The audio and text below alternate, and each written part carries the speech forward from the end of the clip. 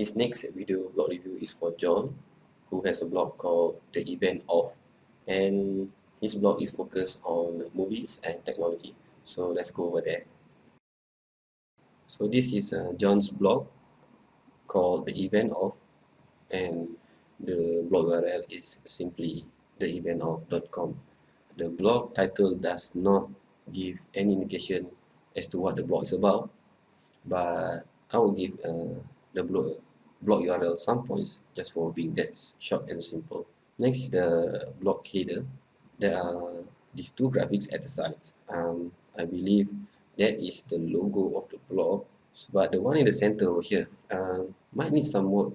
If you are really not good with graphics, what you can do actually is to go to Fiverr.com, and this is where you can actually get people to design something for you. In fact, you can get anybody to do anything for you for $5. The cost is very low. For $5, you can get somebody to design a logo for you, or even it's a blog header or anything like that.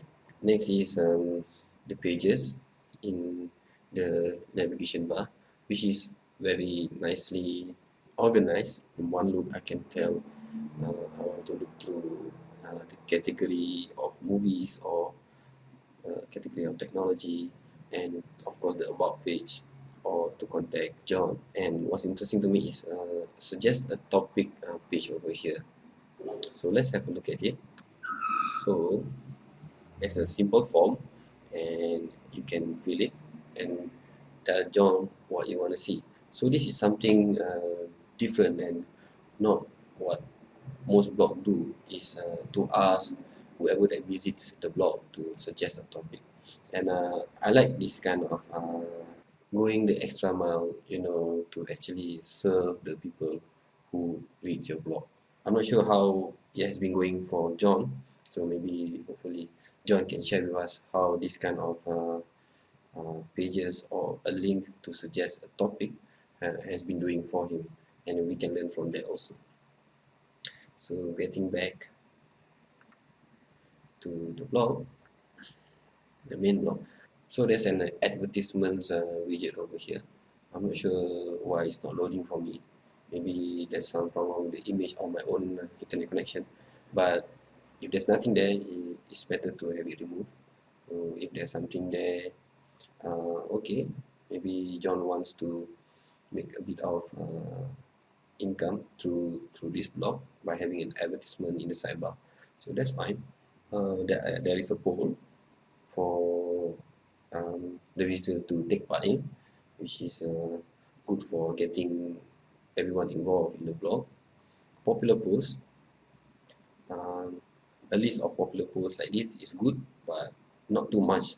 As I said earlier, if there is too many popular posts, my visitors might not choose anything at all, and because there's too much to choose from. I've mentioned this little widget over here, where it's obvious that you can just click on it and then you can suggest a topic for John, which is a nice touch. Categories of all the blog posts, and it has been organized neatly. And after that, I do not say any other widget.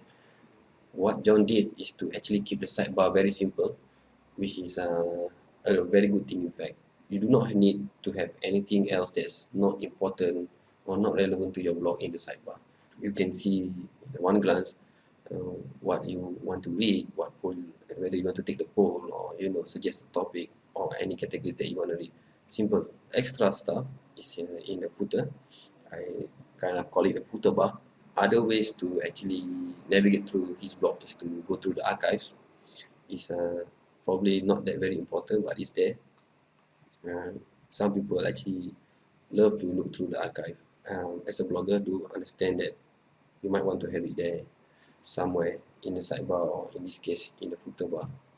Advertisements, again, if it's relevant. For example, in this case, John writes about movies and also technology.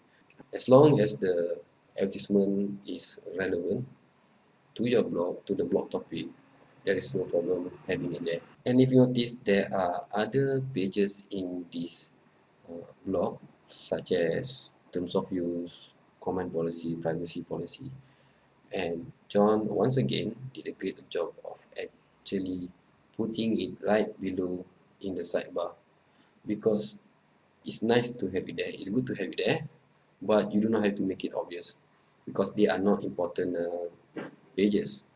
If you are using a free theme, once again, I must remind you, take note of where these are linking to, and do you really need to have it there?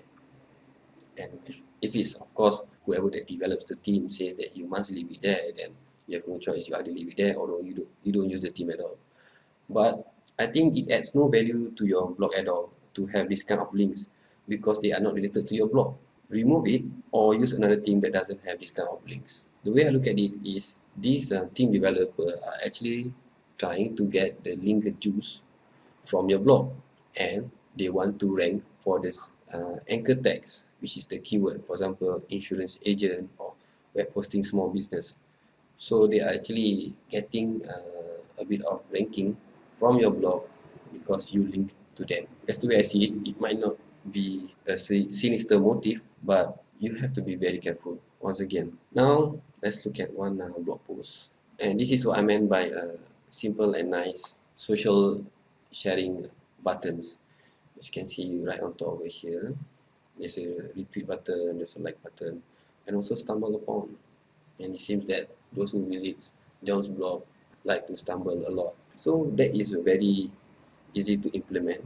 It's very obvious right on top. I can see it, and it's very familiar that because most blogs are using it now. As a visitor, they will be more compelled to actually use these buttons. So if you're not using it, see what you can do to actually implement it for your own blog. You can, if you're using WordPress, some plugins already can do it easily for you. If you're using Blogger, you probably have to copy and paste some script into your own Blogger template. See what you can do to have this kind of buttons for your own blog post. Next is a simple bio about the author. Now, if you are going to be the only one blogging for that blog, I don't think this is necessary. An author's bio right at the end of blog post. You might want to remove it. It's really up to you, because an author bio is mostly useful for those multi-authored blog. There is a list of related posts, which is a nice touch also. So after reading, I probably want to read other stuff which is related to the blog post that I'm reading.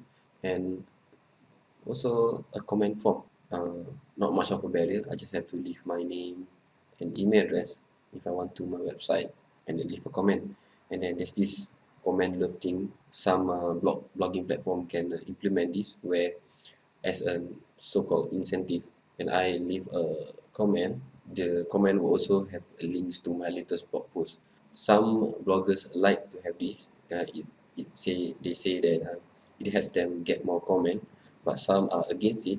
They are getting other bloggers who are commenting simply because they want to get their link visible on your own blog. So it's entirely up to you. Okay, other than that, the theme is itself is presentable, and if there's one last thing I would like to add is, probably John would want to move all of these buttons to the sidebar, because um, when I reach a blog, I wouldn't want to leave it straight away. So you wouldn't want that to happen to, if you have this link right on top and people click on it, they will leave your blog already. So you might want to actually move it to somewhere else, prominent, but not too obvious, right? Like what you have right now. So good luck to John.